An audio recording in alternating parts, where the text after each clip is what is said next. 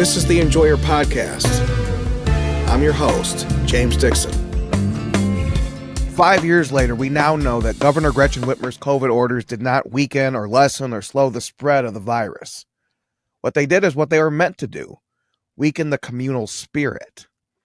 If you wanted to drink or smoke yourself to oblivion, liquor stores and dispensaries were never closed during COVID, not even for a minute.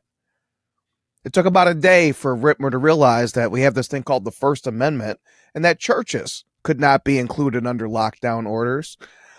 But gyms and restaurants, somehow, which could have been our source of sustenance and health, were treated and targeted throughout the pandemic as enemy of the state.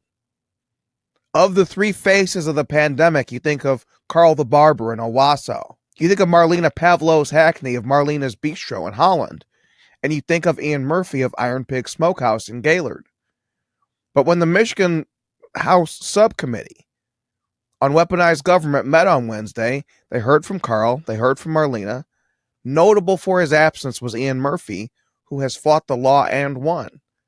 And so today I've invited Ian on to give the testimony he might have given, and hopefully someday will, in Lansing. It's important, not just for the sake of history, but for the sake of the future, that what happened in 2020, that the weaponization of government be documented and preserved for the record in an accessible fashion, like a podcast, like a column, like things that people could easily put their hands on and quickly understand. Because if Gretchen Whitmer ever stops hiding behind that folder and pokes her head back into national politics, it's in the interest of America that we have a record of what she did as governor. How she handled having just a little bit of power will give everyone reason to deny her leadership of the free world. Whitmer told you this herself when she hid her face in the Oval Office. It was an admission, as visceral as can be, that she's not built for the big stage. And Lansing, a town of amateurs, where people don't care how things are and how things look and how things come off, that's her speed. Washington is not her game, and we all know why. Ian, it is so good to see your face. Welcome back to the Enjoyer Podcast. Thanks for having me on again, James. I appreciate it. So before I ask what you would have said, I do have to ask this. What's your understanding about why you weren't a part of that hearing yesterday? I understand you've had some contact with Rep. Angela Regas, who chairs the Weaponization Subcommittee. What were you told about what happened? Yeah, so I had heard about the hearings, a few days ago. Obviously, I had heard about Marlena and Carl being there. I never was invited. I'm not upset that I wasn't invited. I actually would have preferred maybe that my attorney had been there. But the reason I was given that I wasn't invited or potentially wasn't invited was because of a time format. And I do get that. I mean, I think each of them were both given about 45 minutes roughly with questions from the rest of the committee. And it was a long hearing. And there are other things that it was not a long hearing. No. And I know that some of these hearings do go long. So an hour and a half or an hour and 20, whatever it did go, didn't seem like a very long hearing to me, given, the breadth of everything that had happened. Some people have said, well, you just want your face on camera. And it's like, none of this has ever been about me. I never wanted to be the face of my business. It's always been about my employees, my business, my family, and paying our bills. I mean, that's what I've always said from the beginning, is that it's a fight for, not a fight against our government. Right. And it just so happens the way we fight for the ones that we love in this case is using our due process, which is unfortunately fighting against the government. So that's the trek that I sort of embarked on, not knowing all of this, would take place in this fashion. But I'm glad that Carl and Marlena were there. Those two individuals have a crazy story. Both of them in equal fashion. Carl was sort of the first person through the brick wall, is the way I've described it. Yeah, he was the canary. Not wanting to give up, giving haircuts, everything. And then, of course, the AG's office coming after him and the health department coming after him. I mean, the emails that were discovered, some of those things I saw in that hearing, I had myself not seen. And I've followed Carl throughout this entire thing, and I hadn't seen some of those emails. So I am grateful that they were at least doing this oversight committee, even if it was for an hour and a half. And if I wasn't invited, that's fine. What's important to me is that the information gets out there about what all of these agencies did to all of us, including me. But I am also still the only one, the only restaurant, the only business owner, the only person here in Michigan that has an active court case in the Court of Appeals. And I have 2 health law wins, turning over MCL 333.2253, which you may hear referenced again and or before or from those hearings. That was that singular law, and I probably have it sitting here somewhere. But that basically had one line in it. I mean, it's like 2 paragraphs, and it just simply said the health director, which was a state health director, Bob Gordon first, and then Liz Hertel, said, the health director may limit the gathering of people for any purpose and may establish procedures. And they used that law and that language that was passed by the legislature back in, I'm going to get the date wrong, but like 1972. And that law had virtually never been used. Actually, as far as I know, has never been used. So it's never been tested, especially in a fashion. You hate to be the guinea pig of history. Yeah, I mean, we're finding out a lot of these things are just poorly written laws. And that's really what I wanted to express and impress upon those legislatures on that committee. They are all lawmakers, and our separation of powers dictates, and in fact, I think the word is vests, the lawmaking and law writing ability in the legislature. And the executive branch is charged with executing the laws that they pass. And then, of course, the judicial branch is charged with interpreting the laws that the legislature passed.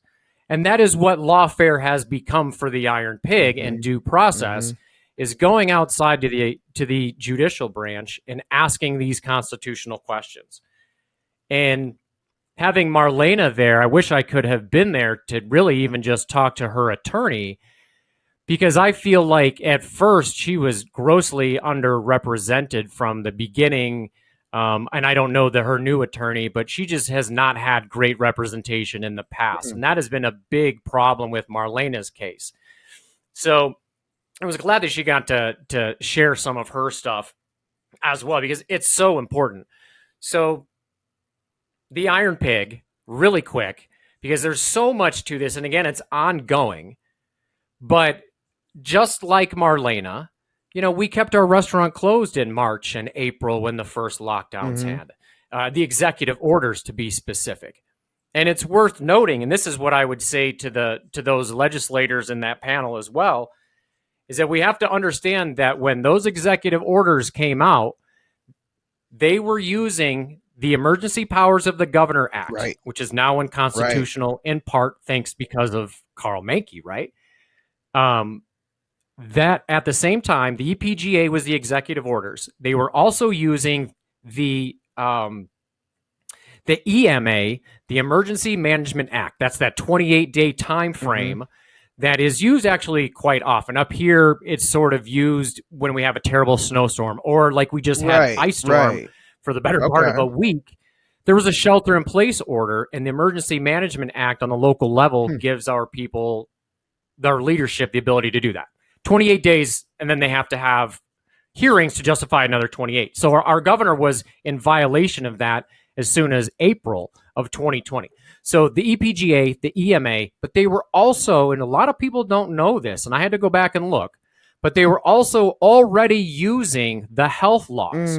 From day one, they were using each of these apparatuses. Apparati? I don't know what the plural of that is, but so they were using all of these mechanisms. So when the Oversight Committee on the Weaponization of Government, they need to know that all of these layers were being used. The executive branch in the EPGA, the executive branch in the Emergency Management Act, and the executive branch in using that other one. So all of this happens. Thankfully, the executive orders get knocked down in recertified questions, which is a great ruling from the Michigan Supreme Court, which is the linchpin for the Iron Pigs arguments. So fast forward summer, we get to open back up 2020. You know, we're not quite the essential workers that we were in the early ongoings of COVID. Right. Customer attitudes started changing. We started seeing people complaining about masking, no masking, rules not being upheld, rules being upheld. I mean, we were just kind of all put in a situation where we couldn't win. Right. So as the year progresses, we get into October, November, the executive orders are knocked down. In October, a few days later, they issue basically the same edicts from the executive orders, but now they're in the guise of emergency orders. So you peel away as unconstitutional the Emergency Powers of the Governor Act, basically saying it was too broad of a scope for them to use. Because honestly, that law was written, again, I'm going to get the year wrong, but it was in the 60s, and it was basically meant to curb rioting in Detroit. That's why the EPGA was created and passed. That's now completely out of the Constitution, thankfully. So they turn the page to, because the EMA, the Emergency Management Act, had been violated in April, which Whitmer still has not been held account to, by the way, committee members. So they turn to the emergency orders from the health department. MCL 333.2253, which I referenced a minute ago, limits the gathering of people for any purpose. That is very ambiguous language. And of course, they interpreted out of that and wrote orders with the effect of law. And this is another thing I would point out to the committee. When unelected bureaucrats have the power to essentially interpret and write law, as Bob Gordon and then subsequently Liz Hertel did after, when writing an order with the effect of law, they come with enabling statutes. Now, this is where the real weaponization comes into play. And this is where Marlena got into the gray area. And I wish she had better. We tried to help, but her attorney at the time wasn't interested in outside help, apparently.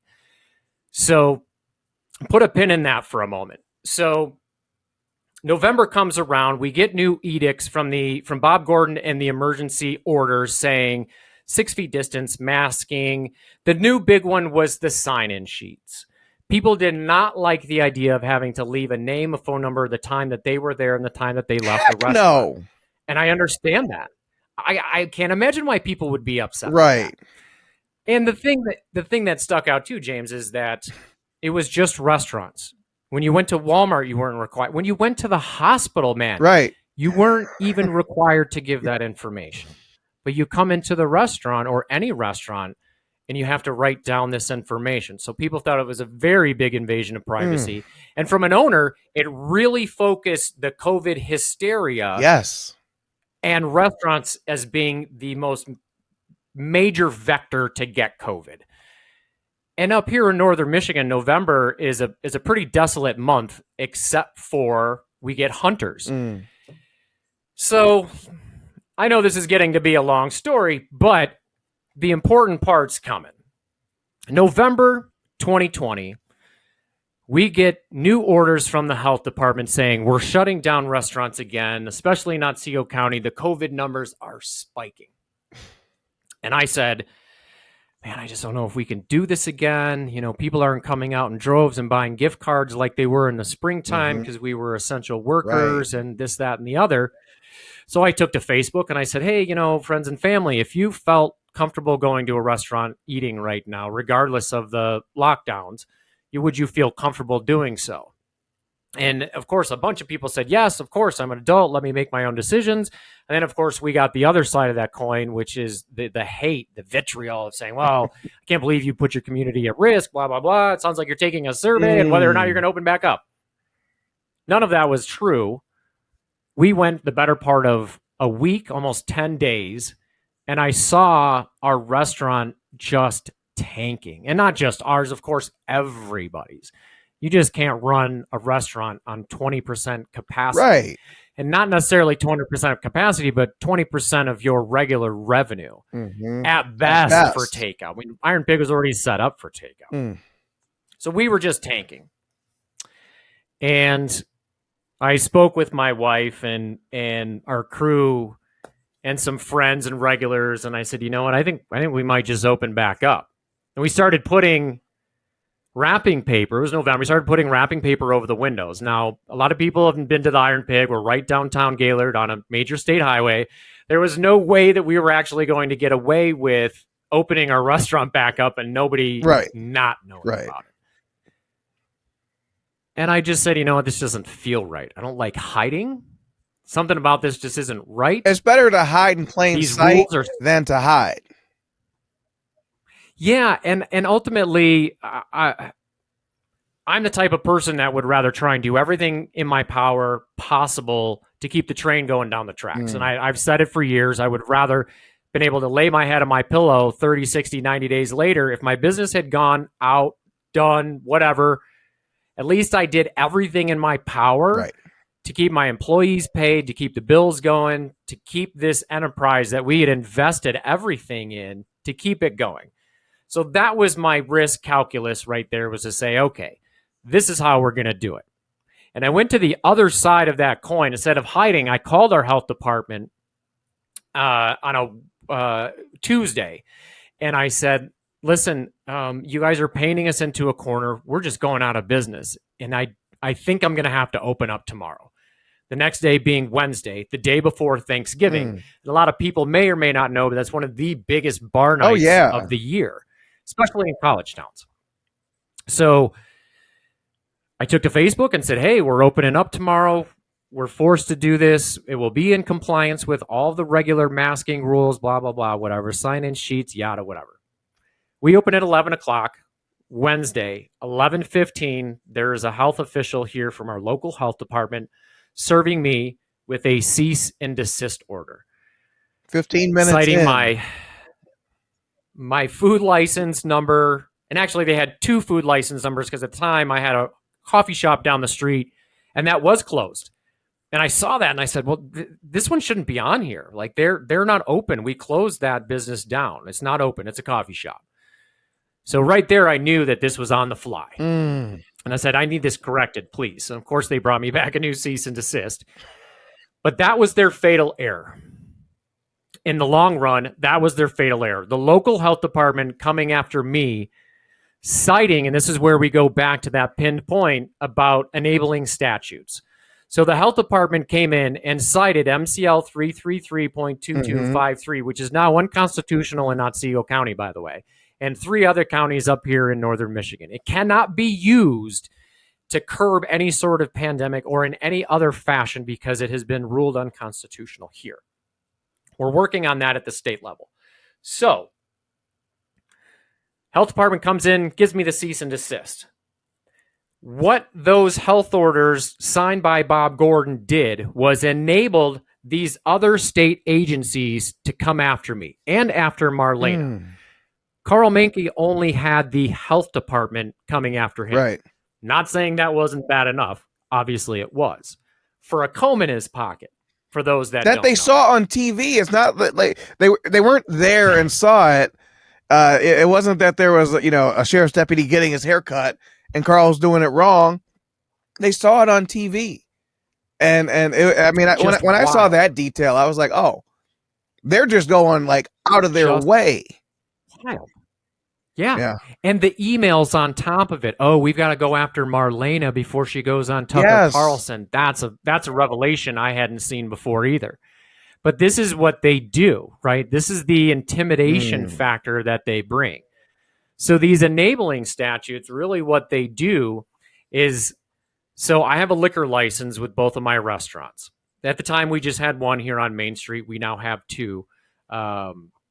Thankfully, because of all of this craziness, we've garnered this amazing following that has allowed us to expand our business. So another reason why I wish I had been able to testify today, to be able to let people know that when you stand up, people do come stand behind you. When you stand on your principles, people will rally behind you, literally rally behind you. Yeah. And people need to know that, especially in Michigan, they need to know that. Yes, because what they want you to So think is these that you're enabling alone, statutes. and that you're just Yeah, that everyone's yeah. going to And treat you as an outcast. You're going to be a pariah. You're going to be ostracized, and instead you found the yeah, and opposite to be true. it is true. At the time, I didn't necessarily feel that way. I felt like on an island of my own, and I knew that I wasn't. Right. The hullabaloo about Carl was long gone, but there had been other restaurants downstate, the Meeting Place in Fenton, Wood Chips, a few of these other places. Why barbecue places like to be anti-establishment? I don't know. But so I had seen what they were going through and the threats to their liquor licenses.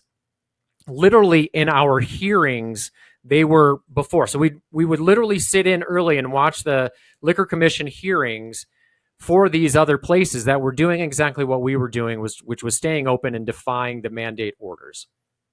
So health department comes in, cease and desist. Next thing you know, here comes the Liquor Commission.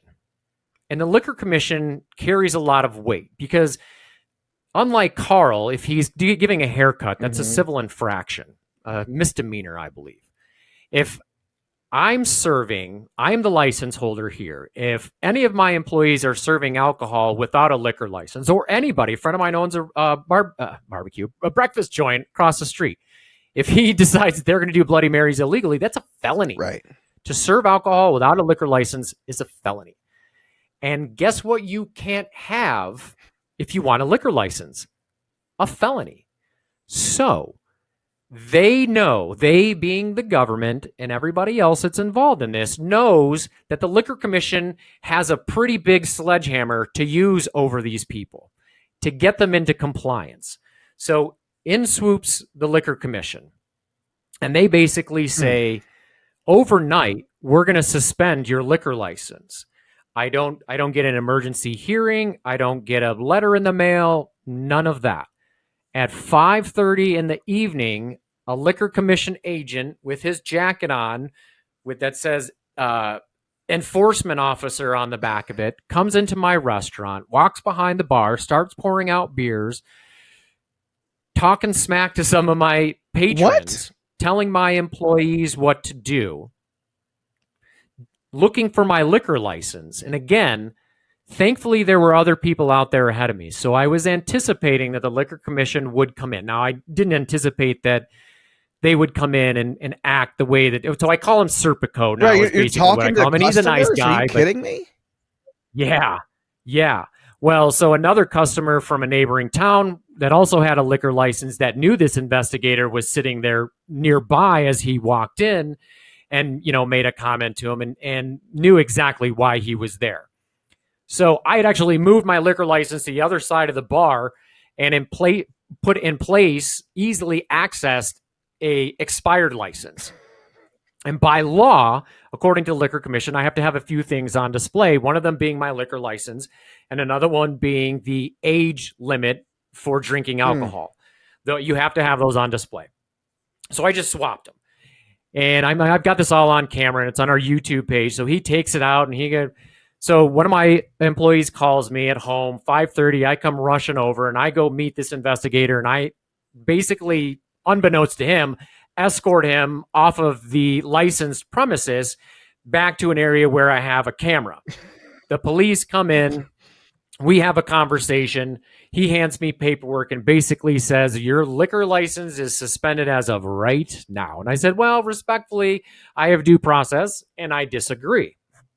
So there embarks the quest on fighting the Liquor Commission. We go through some hearings. Liquor Commission is the second layer of the weaponization. So we go through the hearings. They throw at me a 90-day suspension. And this is in administrative court, right? So you might have heard Marlena say that before, administrative law judges. Right. This is You've talked about them before. And this is something that is so important. Yeah. And this is something, in my opinion, with recent SCOTUS rulings, that in Michigan, our legislators need to seriously look at the Administrative Procedures Act, the APA. Some of it has some good parts. Others really what it does is it's shifting a lot of this power and honestly due process. You heard Marlena talk about how she mentioned constitutional questions, and in one of her hearings, administrative hearings, she even read the Constitution. I'm going to tell you, administrative law judges in administrative hearings, they really aren't interested and honestly cannot hear constitutional questions. My attorney knew that going into it. Now, he's not a liquor attorney. He's actually a zoning and a property attorney. Mm-hmm. So we didn't have a lot of experience in liquor court, if you want to call it that. So we'd seen what was happening to each other. We go into these hearings, and basically we just say, our fight isn't with you. And if we can't ask the constitutional question, is this even permissible, according to the Michigan Constitution, for the health department to write essentially a law in this order? Multiple orders, 800 some orders, I think, were given out. So we couldn't get that constitutional question asked. And our fight wasn't with the Liquor Commission because everything was predicated on that health department order and MCL 333.2253.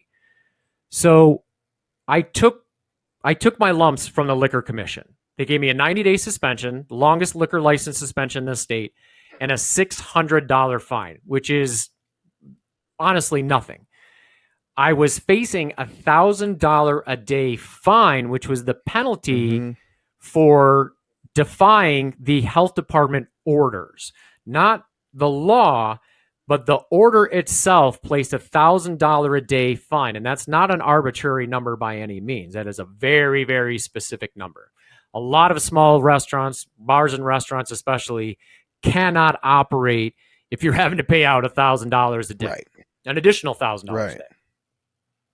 So we capitulated. I said, okay, I'll take the 90-day suspension of my liquor license, the two fines, $500 or $300 a piece, $600, all in total.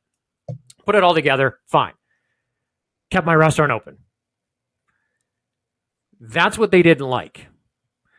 So in comes the Department of Agriculture and Laura, which is the licensing regulatory agency that oversees all of these licenses. Because I have a liquor license with MLCC, I have a food license through the Department of Agriculture, but it's administered by the health department. Oh my! So you see, this is where the layers start to come into play, right?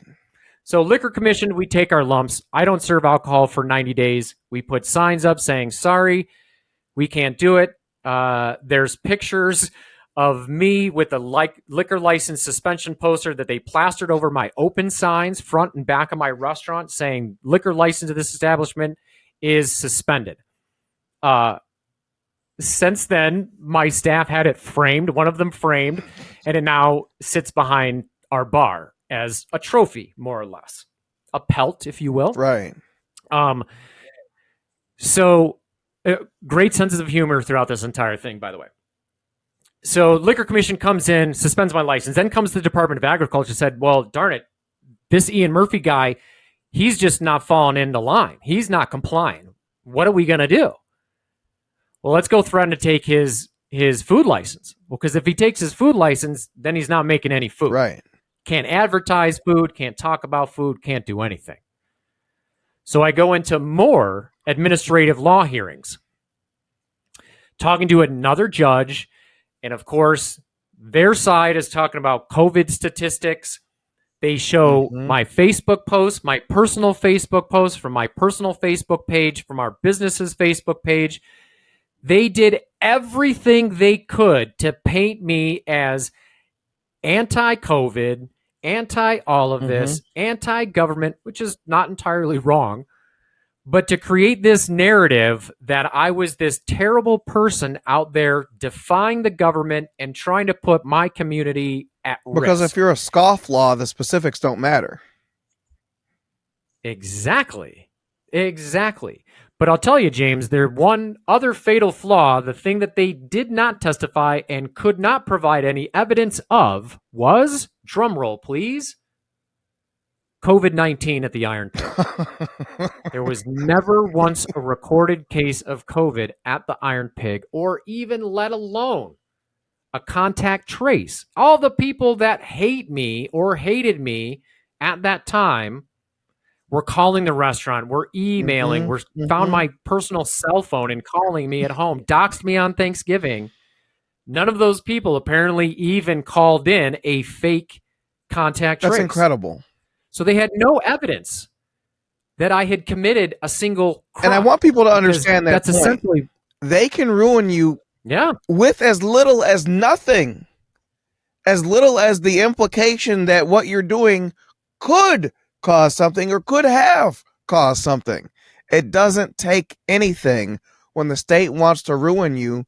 This is what's possible, and this is what they do.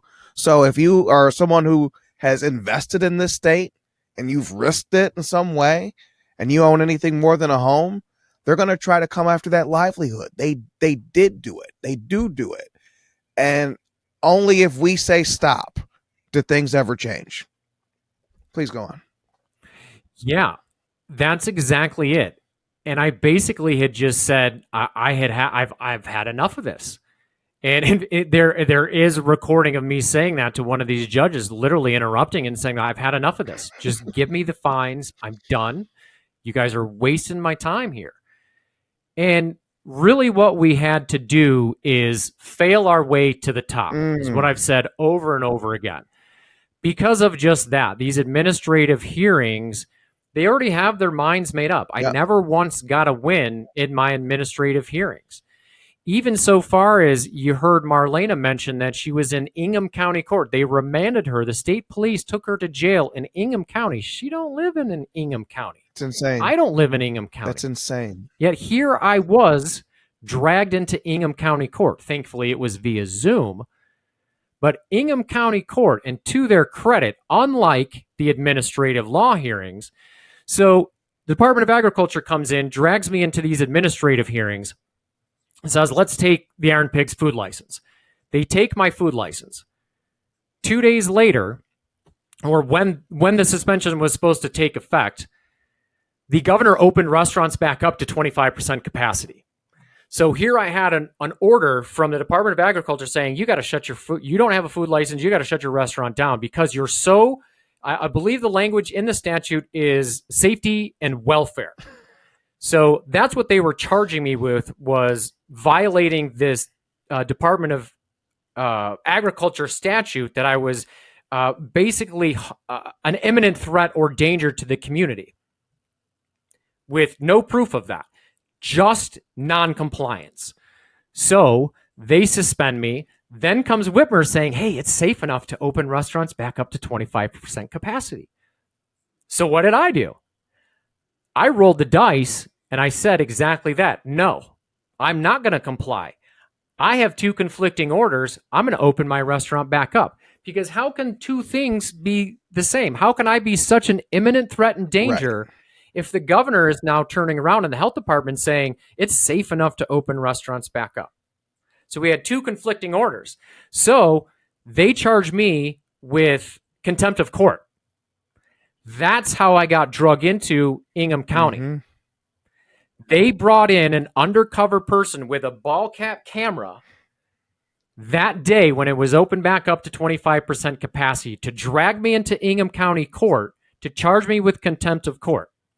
But to their credit, Judge Kennedy down there, good guy, good sense of humor, heard about our tagline, risk it for the brisket, joked about it, juxtaposed that with the administrative law judge, who I believe their comment was, I've seen the Iron Pig slogan, risk it for the brisket, should be more like die for the brisket. Oh. So you can see how the hyperbole between the two is just, they just don't match. Right.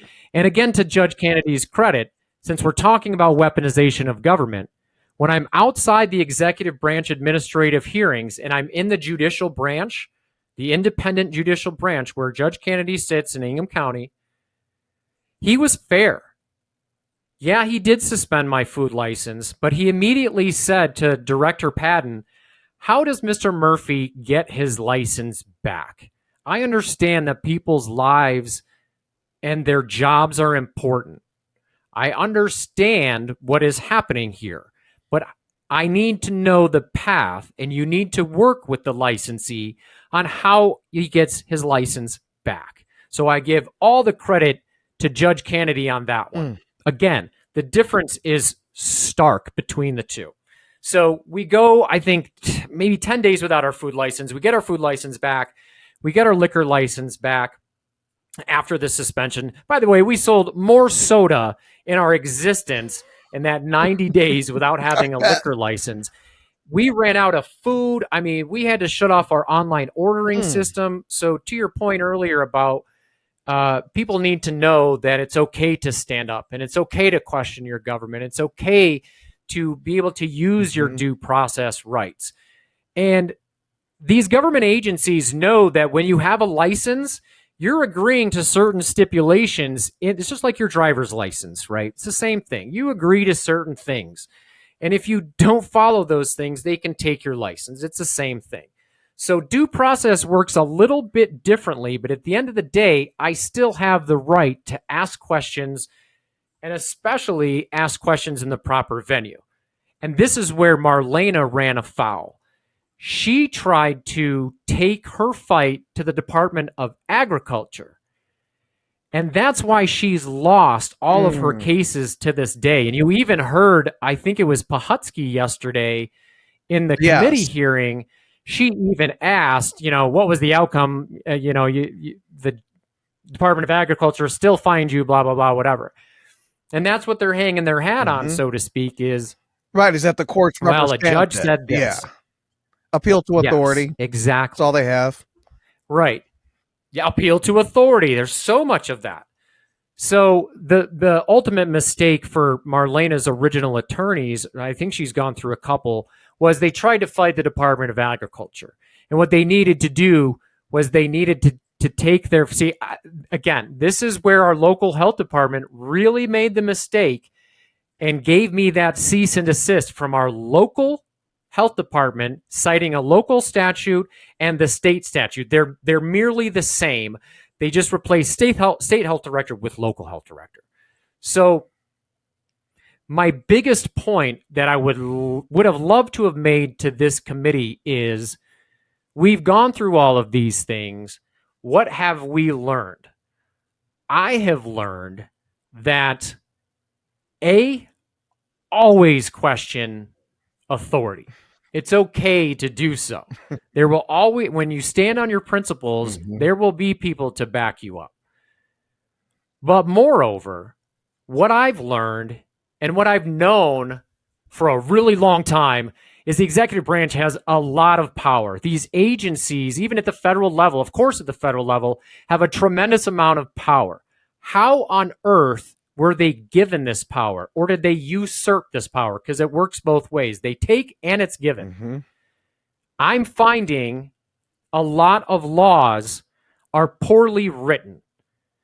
And that's the one thing that they didn't discuss a lot of yesterday in those hearings was a path forward, right? We're having these hearings to look backwards, but the point of looking backwards is to learn and to apply those lessons moving forward. Right. And that's why I'm disappointed that neither myself or my attorney was invited, because we have that path forward. And it's not something that we necessarily invented. It's cues that we've taken from Justice Gorsuch from the United States Supreme Court. Several recent rulings in the last 4 years are all showing the same thing. The executive branch and their agencies, which are now often called the fourth branch of government, by me included, because they have this power. And this is exactly what Carl was talking about, and Marlena, and all these, and myself. All the power that these agencies have are unchecked, and they're unelected. All the judges in those hearings are appointed by the governor. So who do you think they're going to be beholden to? The governor and her directors. That's one thing I would have Dana everyone Nessel. understand. If you just take away one thing, whether you're looking at what happened to Ian, whether you're looking at the national situation, judges and justices, whether it's Washington or Lansing or locally, are political animals. They come from a political process. They're nominated by politicians. They're approved by politicians. They go through conventions at the state level to be nominated. The idea that they're just, some kind of lawyer sent down from Mars just interpreting the law. There's no objective judges. There's no objective reporters. Everyone who's in the room in politics is there for a reason, and they're supporting one of two teams, and that's it. So you give too much deference to these people. Just know, if you see a reporter, if you see a judge, they're there for a reason and not for no reason. Yeah, you cannot hammer that home enough. And it's unfortunate because we have this idea that the scales are supposed to be even. Justice the scales blind, of justice should right? be even. It's not. Yes, and that jurist, it's not, unfortunately. And not, of course, not in every case, but it's just the reality that we live in now, which, to another point, makes jury trials very, very important. And one of those cases I was referring to breaks down the idea that you cannot get a jury trial in an administrative hearing. And that has been broken down. So you can now actually request, and not necessarily here in Michigan. It hasn't filtered its way into Michigan yet, but at the federal level, you can now request a jury trial. Why? Because it's a jury of your peers. It's now no longer left to 1, 3, 7, or 9 judges, whatever Right. that panel happens to be. It's at least a jury of your peers. And you're 100% correct. And this is my worry moving forward with the Michigan Supreme Court now. Whitmer just appointed. They're 6-1. Right? So Democrat. we're at what? 6-1. In just 4-5 years' time, have we gone the exact opposite direction? And this is my fear, is that no matter... So I have an open case in the Court of Appeals. I'll button this up this way. So at the end of the day, we've won. We failed our way to the top. What I ended up doing was getting out of those administrative hearings. I appealed a phone hearing, a 10-minute administrative phone hearing. It wasn't even on Zoom, right? So phone call? There's the cease and desist, which enables the Liquor Commission, which then enables Department of Agriculture. And then finally, I get to the Health Department. A 10-minute phone call. I wasn't even on it, with a judge and the Health Department's attorney. They basically say, well, no, we fine him $5,000 for being open, which is so arbitrary. 5 days. I was open in excess over 70 some days. So the fact that they're just like, well, 5 days, $5,000. Okay, we're done. So on the 30th day I had to appeal, I believe it was 30 days I had to appeal, I faxed. In 2021, the government is still using fax machines. I had to fax in my request for appeal out of this administrative hearing. So the key thing that we knew from the beginning was, I shouldn't say from the beginning, but that we learned through the Liquor Commission hearings was, this local statute that they cited me with has a caveat to it. I get to go and ask a local judge, either a judge in my hometown or where my business is. Now, they just happen to be the same. That's interesting. Yeah. So I get to get outside of this swamp of administrative law that I lost. All those hearings, 3 hearings, 0 for 3. I appeal to get out in front of my local judge, which is elected. So we have 2 judges here, and it's a flip of a coin. They're both relatively good guys, straight down the middle. I would like to think. I had proceedings before one about a year earlier that turned out in my favor. Great. So we appeal to our local circuit court. And in our briefing, we include Governor Whitmer, Liz Hertel, and a bunch of other statutes, including some federal statutes, taking clauses and some other things. Because the government can't just come and take your things without just compensation. Right. So we put in a smorgasbord of things, and it was purposeful. What we were after is exactly what they gave us. We wanted to ask the constitutional question, is this a proper delegation from the legislative branch to the executive branch with the health law? 2253. They come back and say, we'll stipulate to the question if you remove Governor Whitmer, Elizabeth Hertel, the standings, all these others, and we'll give you we'll give you these two pitty little questions here in local court. What harm can that do? All the harm in the world, James. That was exactly what we wanted. So we okey doked them for the second time. Oh my God! I got to okey doke them just like with the silly. I got to close because of my license, but the governor is telling me I can open up. Right. Well, which is it? You guys look stupid. So here we go with this one in circuit court, where we get to ask the constitutional question, where we get to bring in recertified questions from a year ago from the Michigan Supreme Court that said, listen, these words are too ambiguous. And the EPGA was 30-some pages long. This health law is less than 1 page. So you cannot tell me that there's more specificity in a 1-page law versus a 30-some page now unconstitutional law. Smartly, Judge Hunter here locally looked at all the evidence. We sat and gave oral arguments here locally. And he said, yeah, that's exactly what this is. The legislature improperly delegated their law writing authority per the Constitution to the executive branch in this law 2253. Thank you. Wonderful. The health department immediately, and actually, I believe Marlena's attorney brought this up yesterday. The health department immediately appeals that decision. Then the next day, they do what's called a bypass application. Now, this is all new to me at the time, and I've learned so much from this. They asked for a bypass. So they wanted to jump over the Court of Appeals and have the Michigan Supreme Court immediately hear this appeal. And Nessel is on the record saying that she is concerned about this judge's ruling and the impact that it may have on Michigan. Well, no kidding, because it basically unlocks everybody's doors. You cannot stop what was coming. So they asked for an appeal. Michigan Supreme Court ultimately said, you don't get to do that. 2 justices said, we will hear it now. And they were bipartisan justices. Zara and Bernstein both wanted to hear it immediately. And we were okay with that if they wanted to hear it immediately. Again, these were the people that just came out with recertified questions, knocking down the mandates. So we were fine with that. They kicked it back to the Court of Appeals. Court of Appeals took forever to come out with a decision.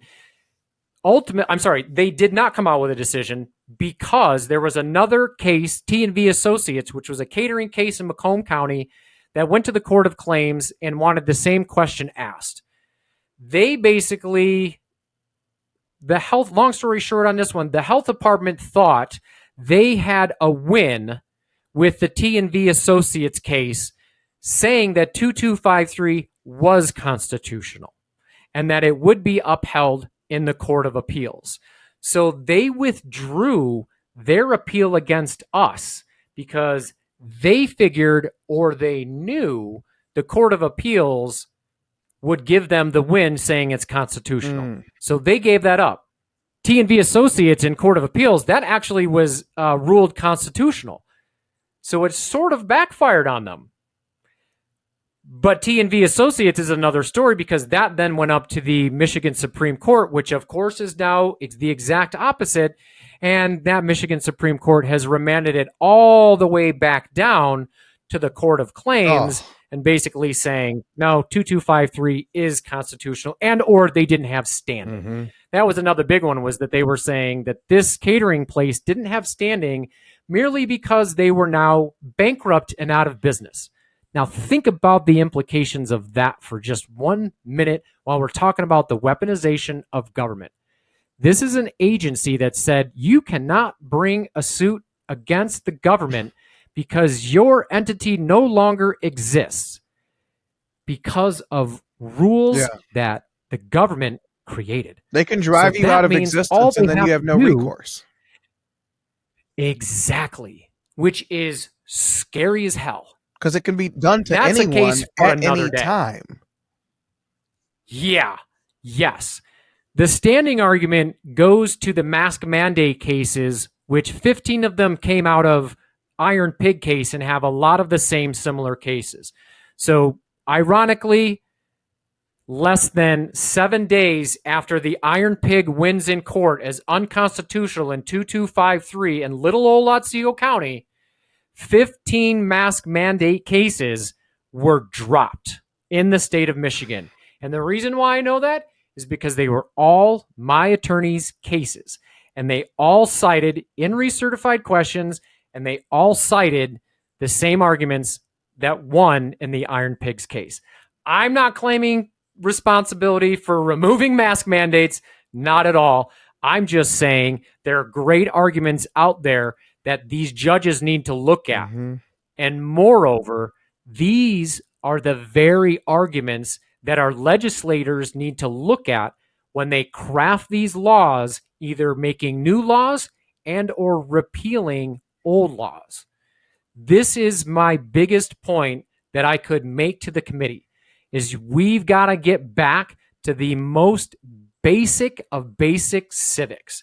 The Michigan Constitution clearly states law writing ability is vested in the legislature, which is comprised of 2 chambers. That's it. There is no permissible delegation, which is part of what my case says, right? They say that there are some permissible delegations, not according to Michigan's Constitution and the vesting clauses. This is our new argument. So when I told you that cease and desist locally, there's that state 2253. There's also 2453, which is the exact same statute. Insert the title of local health director instead of state health director. So what one of the plans was, instead of Liz Hertel coming out, and we saw a little bit of this with the nursing home mandates that came out in 2022. Right. They were actually given out by the local health directors, not the state health director. And a lot of people don't really know that. That's because they're identical statutes. So what I did after my appeal win, I should say, didn't have to pay the $5,000, working on getting my fines back, working on getting my record cleared of contempt of court, I decide to have 5 more statutes looked at, including many that were used against me, others that were labeled as problematic by Judge Hunter in his ruling. So we go out and we say, this local health statute is the exact same thing, Judge Hunter. You've got to apply the same thing here because it's literally the exact same statute. He once again ruled in our favor and said that local statute and that state health statute are both unconstitutional. They're a violation of the non-delegation doctrine. Yes. Yes. Now we're taking it one step further, and we're saying there isn't even a mere possible delegation from the legislature into the executive branch. You don't get to write laws from unelected bureaucrats anymore. And this is what all of these committee members need to know. Without being rude, I would say you guys need to write better laws. Public Act 233, the Michigan Public Service Commission, I have a lawsuit right now in Otsego County directly challenging that law, MCL 460.1221. James, I'm not kidding, using the exact same arguments that we've won on, saying the legislature gave too much and the Michigan Public Service Commission does not have the authority to write law that is Public Act 233, which is the solar, it's the solar mandates. It's the stuff that takes away the local control that Yeah, it says everybody's upset about. that basically appointees of the governor can decide on, they can make the ultimate choice about solar siting statewide. So if the local says Bingo. no, and the Whitmer appointees say yes, the answer is yes. Never had anything like Yes. that in Michigan. Exactly. So it's all falls under the same arc. These people are just usurping control and writing their own laws. And we know why, because it's way easier to add the specificity later. And they've said that. They have literally told me that. And I equate it to many. So a lot of what I do, and I think I probably told you this before, is my attorney breaks things down for me so I can break it down for people on the other side of the bar. You know, a lot of this stuff, we get into the weeds and it's so hard to understand all of this stuff. But at the end of the day, it's pretty simple. They just don't have the ability to write the law. Right. And when the legislature writes a law, let's take, for example, the speed limit. On I-75 here in northern Michigan, the legislature passed a law that said the speed limit is 75 miles per hour. Now, let's say that MDOT, which is an executive branch agency, decides that they want to change the speed limit on the road up here and make it 95 or make it 55 like it was back in the 60s. Yeah. Or let's take it one step further. And let's just say that they decide to make the speed limit sign changes from 75 to just say reasonable speed. Right. That means something different to everybody. I mean, I drive 82 on the freeway. I don't know about you. Oh, I better not say that. MDOT's going to send me a ticket in the mail, right? Sorry. That's how silly this is. Legislature writes it. The executive branch doesn't get to come in and rewrite it or write their own language to it. That's what we're saying. That's what the legislature needs to understand is when a law leaves your guys' chambers and goes to the governor's desk, it needs to be complete. And we see a lot of this. And again, this law was wrote in 1972. I'm sure that's wrong, but so it's not just this current legislature or recent. It's been happening for a while. And that's the remedy to a lot of this stuff is rework how the administrative procedures work for these agencies, scale back the power that they do have, and it's all in their hands, the legislature, by writing better laws. They need to be more specific. You can put more specific language on these things, even these health laws, to limit the gathering of people for any purpose and may establish procedures. There are metrics that you can use when identifying a pandemic or something they that leave might too be much an up outbreak. to human judgment. There are norms that are, and if you're going to pass a law, the judgment should be contained in the law. Like you have to be able to stand on that.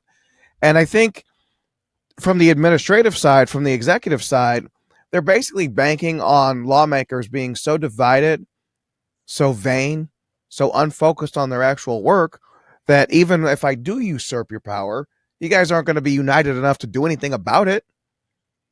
And so, like you said, power is taken just as often as it is given.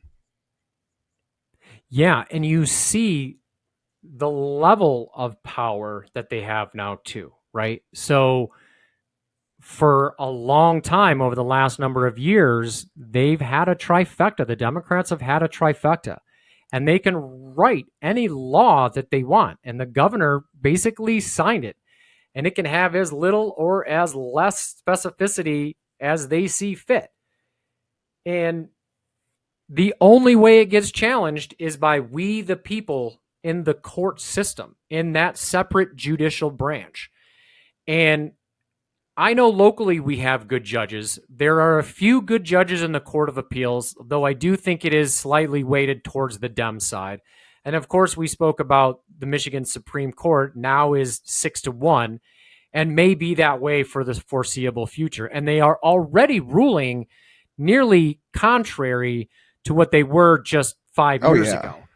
And in my opinion, they would love another bite at that INRI certified apple, if you will, that broke down the emergency powers of the governor, basically showed that these things, you can't just use this flowery language and allow these people to have law writing ability.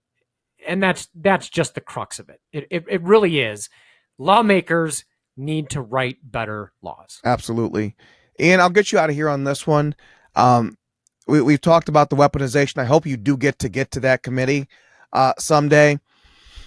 What do you think will be the net effect? Are they going to release a book report? Are they going to produce a strongly worded letter? And in your perfect world, what would their net effect be? Gosh, that is a really, really good questions, I should say. I don't know. I don't know what's going to come of this. Part of me does feel like it is sort of just a bit of a sideshow, Mm. and that's not to denigrate either Marlena or Carl. Those guys are my heroes, or anybody on the committee. Although I think some of the questions by some of the other committee members were just absolutely absurd. And it's probably a good thing that I wasn't there because I probably would have interrupted a couple of them. I mean, the fact that you're bringing COVID statistics into this argument Right. 5 years Right. after the fact shows me how detached from the entire conversation Dylan Wagella actually is. And again, it's just more of that fear mongering and all that stuff. What the net effect is going to be, wow, in Michigan, that is really going to be hard to judge. We've got a political atmosphere that is unlike anything I've ever seen in my, I've lived in Michigan nearly all my life since I was basically in the third grade. So I don't know. I really want to see people get back to the basics. I'm all the time talking about where have the adults gone? Everybody's very emotional about a lot of these things when they should be logical. Not that emotion shouldn't be coming into play, but nobody's a pro first. Everyone, says, well, how does it benefit my team? How do I personally feel about it? We don't have the adults who say, okay, I have my personal feelings about it, but here's what the law says. Here's what's right. We don't have independent minds making independent judgments. And this is part of the problem where you're talking about, the division, and it's all about trying to, rally one side to their cause or the other. Right. That division really is what, unfortunately, drives campaign fundraising, it drives clicks, it drives views, a lot of these things, which are all sort of synonymous in one of the thing, which is sort of to get elected or get reelected. Right. In my opinion, the Constitution, whether it's the federal document or Michigan's document, which really is a very close mirror, especially in the vesting clause area, they're so close. There's no emotion there, James. It's written down, it's black and white. It's for the judicial branch to interpret any additions to that document. And there have been additions to it, obviously. Amendments to it are happening, I wouldn't say all the time, but petition drives. We need to get back to where we're just strictly talking about the logic and the language that is in Michigan's Constitution. Yeah. It's just that simple. And we don't need to get in all our feelings about the rest of this stuff. While it is important, when we're talking about the language in the laws, which is what governs all of these things, that emotion just needs to take a sidecar and just step aside. And we need plain language to bring us back to sanity. I mean, we're just going off a cliff. And unfortunately, right now, I'm not seeing us veering away from that cliff. We can't get an election called in a 35th district to potentially change the setup in the Senate. So it's hard for me to have conversations with the so-called adults about democracy and the letter of the law and the Michigan Constitution, when clearly, and this isn't just one party, both parties are guilty of it over the years, of course, they just want to veer away from that document. We need to get back to it, and we need to look at the SCOTUS rulings that have come down, and we need to say, okay, it's time for all of these executive branch agencies to be cut in half or cut in a third or whatever it is, and we need to rework the APA, and we need to discuss how these judges have such a bias towards the government. And, the Chevron deference, which is another case from SCOTUS that, was basically overturned saying the government doesn't get the benefit of the doubt anymore. That's a crazy thing to sit there and say, oh, up front, we're going to put our finger on the scale for the Right. government. That just shouldn't happen. It shouldn't happen at all. And we're slowly seeing this creep back to logic and back to the plain language of the Constitution. It might take a while here in Michigan, longer than others. I'm hopeful, but these are the conversations that we have to have is stop with all the extra stuff. Let's get back to the simple basics of it. And you know what? If we got to cut government and we need to look at, doging Michigan, which is in this conversation too. Absolutely. How do you think you cut regulations? You cut the power that these agencies have, but you got to know how these agencies get their power and the enabling statutes that they each have, because there's so many of these agencies now. Absolutely. Ian, I want to thank you so much. I'm glad that people are going to get to hear your voice. And I think some of these details are shocking about how much energy they will put into trying to put one man and his business into the dirt. And I think it's to your credit. It's a blessing that you were able to survive that and come out even bigger on the other side. It's almost unheard of. You've defied political gravity, business gravity. It's just, they say don't fight City Hall. You fought the governor's office, and you continue to bring home wins. Thank you, Ian. Yeah, thank you, James, for what you're doing. I appreciate all the independent content creators that are out there helping me get the word out. You folks are so important in this next phase of what we were just talking about, is these independent voices. You guys, the Michigan Enjoyer, all of these people are the ones that are actually getting the real word out. And I wish that we had had more of you folks back in 2020. And the mainstream media, and even locally here, I have the same problem. They just push the top-down narrative, and I appreciate you guys so much. And if there's anything that I can ever do, just let me know. I'm here. I plan to get to Gaylord to visit you this year and to eat that brisket. So I will see you soon, but much appreciated, Ian.